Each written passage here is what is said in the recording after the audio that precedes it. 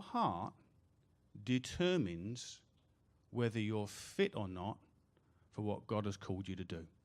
We're not talking about being saved now. You're saved by grace through faith. We're talking about being fit for the calling. Okay? Let's go forward to 2 Samuel 23:14 through 16. Now, it's going to get a little bit more theologically challenging. Here we go. Now, by the way, 1 Samuel, Saul is king. 2 Samuel, David is king. You're now looking at the context where David is king. He is now in the ministry that God anointed him to do. Okay? Wouldn't that be great to be in the ministry God's anointed you to do? Here we go. David was then in the stronghold, and the garrison of the Philistines was then at Bethlehem. Okay. We're going to carry on with this. Did we just explain that to you? He's being called by God to be king of Israel. Anointed. And he is king of Israel. And there's an occupying army, not only in his land, but in his hometown. Okay, he's in the ministry God has called him to do, and boy, is it going wrong. Let's keep going. And David said longingly, "Oh, that someone would give me water to drink from the well of Bethlehem that is by the gate." That's fair enough. Then the three, here we go. Get this. Then three mighty men broke through the camp of the Philistines. This is a garrison. This isn't even just a collection of soldiers. They have all their ammo, all their food. I mean, they're completely... So if there was like a problem, a military problem, 20 miles away, you would send the garrison to it. Anyway. And drew water out of the well. Okay, there's some guy pumping water. Well, two guys got shields, and I mean, it's just... Anyway. And drew water out of the well of Bethlehem that was by the gate, and carried and brought it to David. But he would not drink of it. He poured it out to the Lord. I go to the New Testament. You see the same principle.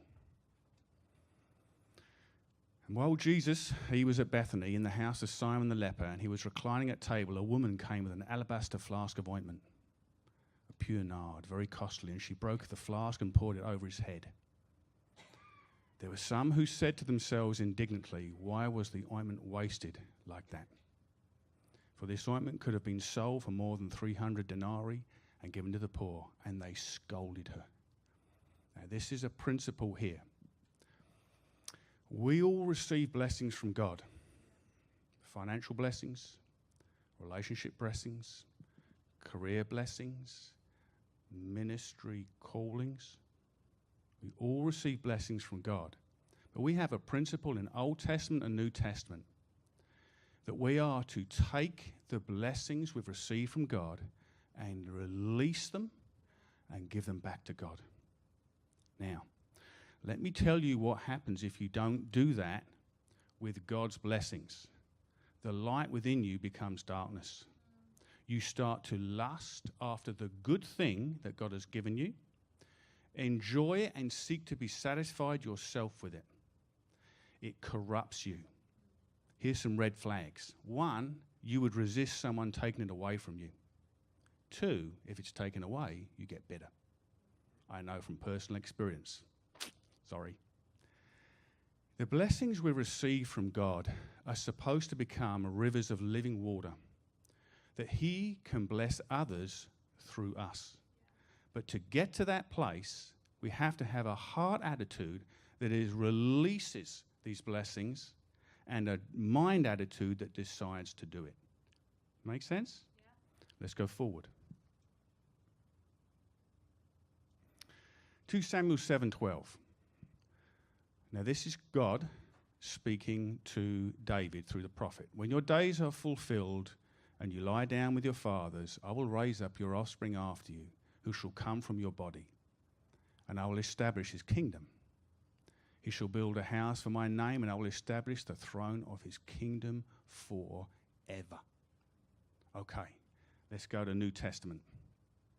So we're going back to Mary, who just broke her alabaster vial of perfume, which was basically a dowry. It was her ability to get married. Broke it, wasted it on Jesus. "For you have the poor with you always. Whenever you wish, you may do good, but you do not always have me." She has done what she could, She's come beforehand to anoint my body for burial. Keep going.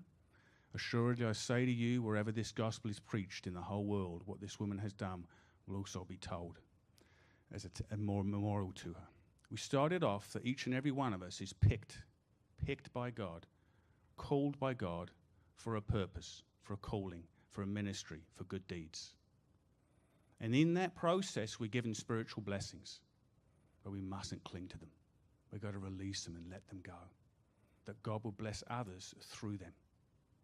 And if we do, we inherit the promises. David, the throne of David, you remember what they used to call Jesus? The son of David? That's what they were talking about. And this woman, we're talking about her 2,000 years later.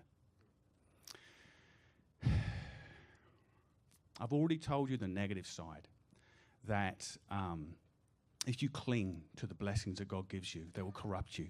You will lust after them. You'll have an ungodly attachment to them.